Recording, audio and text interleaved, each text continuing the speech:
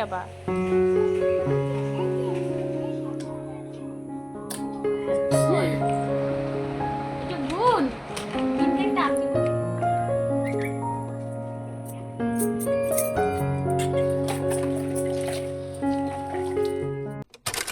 Good morning everyone, সবাই কেমন আছো?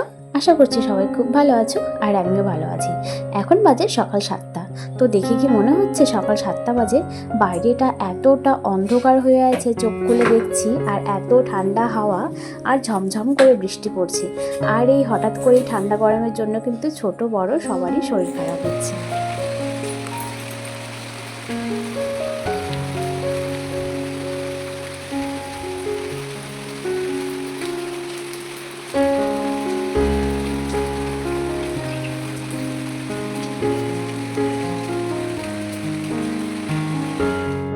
আর এখন এই যে দেখো, বৃষ্টি দেখতে দেখতে ব্যালকনিতে দাঁড়িয়ে দাঁড়িয়ে কিন্তু ব্রাশ করে দিচ্ছি। আর এই যে আমি এখন লাইট জ্বালিয়ে রেখেছি, দেখো এতটা অন্ধকার কিচ্ছু দেখা যাচ্ছে না, তার জন্য লাইটটা জ্বালিয়ে রেখেছি।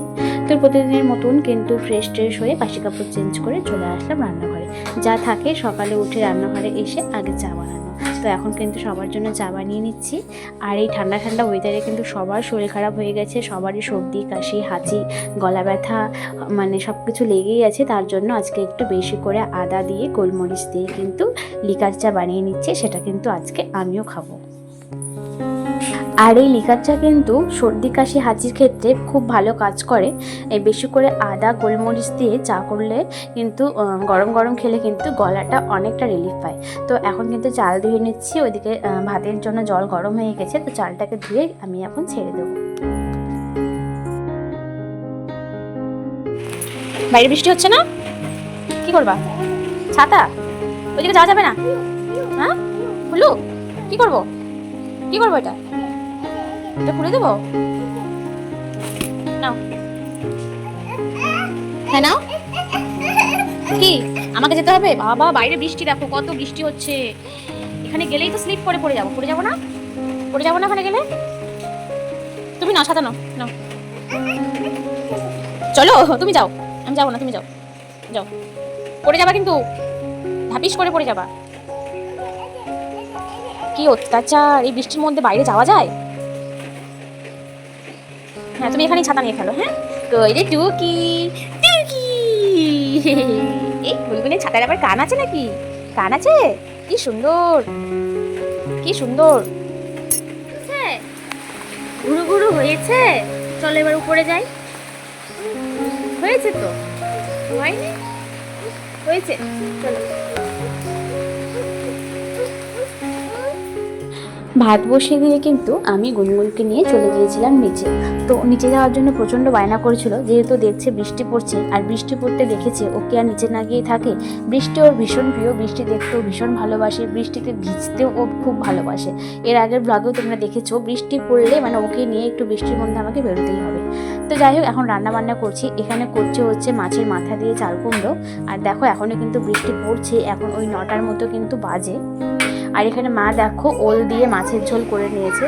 তো তোমাদের সাথে শেয়ার করি কী কী রান্না হয়েছে। ওল দিয়ে মাছের ঝোল হয়েছে, তারপরে বাটা হয়েছে, ওটা হচ্ছে সজনা পাতার মাখা, চাল কুমড়ো হয়েছে মাছের মাথা দিয়ে, আর এই যে মায়ের জন্য আলাদা করে মাছের ঝোল করা হয়েছে কম ঝাল তেল মশলা দিয়ে। আমাকে একটু আদর করে দাও।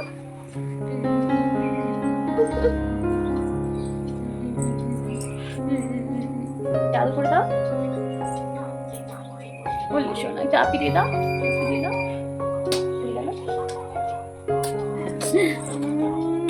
আর তোমার মা কই? তোমার মা কই বলো? তোমার মা কই বলো? একটু বলি, একটু বলি। কই গুন কই? একটু গুন, গুনকে টাপি করে দাও। দেখি গুন টাপি দিয়ে দাও তো। তুমি কি বুগাড়ি চালাচ্ছ? হ্যাঁ বলে গেছে। যা, তুমি বুগাড়ি চালাচ্ছ? যা, উঠাও উঠাও উঠাও উঠাও উঠাও উঠাও, বুগাড়িটা উঠাও। ও মা গুনগুন, আপি দিয়ে দাও। গুনগুনটা একটা আপি করে দাও। এই যে এরকম করে দাও। আপি দাও। আচ্ছা ঠিক আছে, একটু গাড়িটা উঠাও। কান্না করছে কিন্তু বেবিটা, ওই যে বেবিটা কান্না করছে, বেবিটা উঠাও উঠাও, গাড়িটা উঠাও। রেখে দাও মা, রেখে দাও, উঠিয়ে রাখো। যাও, তুমি গুড গার্ল না, লক্ষ্মী শোনা, কথা শোনে গুনগুন। নাও গাড়িটা উঠিয়ে রাখো।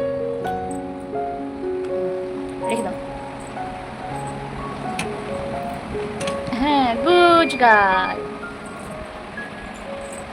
কোথায় যাচ্ছ? তো সারাদিন ধরে কিন্তু ওর ওই কাজ লেগেই থাকে। তো যাই হোক, ওকে স্নান টান করিয়ে খাওয়া দাওয়া কমপ্লিট করিয়ে ঘুম পাড়িয়ে দিয়েছি। আর তারপরে ওর কিছু জামা কাপড় ছিল 2-3টের মতন, মানে শিশু করে সেই প্যান্টগুলো ছিল। তো সেগুলোই আমি এখন দেখো ধুয়ে নিচ্ছি। আর ওকে কিন্তু আমি ঘুম পাড়িয়ে রেখে এসেছি ঘরে। তো এরকম কাজের ফাঁকে গিয়ে গিয়ে মাঝে মাঝে ওকে আমাকে দেখে আসতে হয়, যেহেতু সারাদিন বাড়িতে কেউ থাকে না, আমি আর আমি এদিকে কাজে ব্যস্ত থাকলে যে কখন বিছানার ধারে চলে আসবে বুঝতে পারি না। তো তার জন্য কিন্তু মাঝে মাঝে গিয়ে দেখে আসি। আর তারপরে যে দেখো, এখন এই যে আমার ঘরে এই ইনডোর প্ল্যান্টটা রাখা আছে, এটাকে স্নেক প্ল্যান্ট বলে। তো গাছটা বেশ ভালো হয়েছে, তো একটু জল দিয়ে দিলাম। তারপরে এখন দুপুরের দিকে তো মেয়ে ঘুমোচ্ছে, আমার তো ঘুম পাচ্ছে না। আর দেখলাম যে অনেকগুলো কাপড়ও জমা হয়ে আছে, তো সেই কাপড়গুলো একটু গুছিয়ে নিই।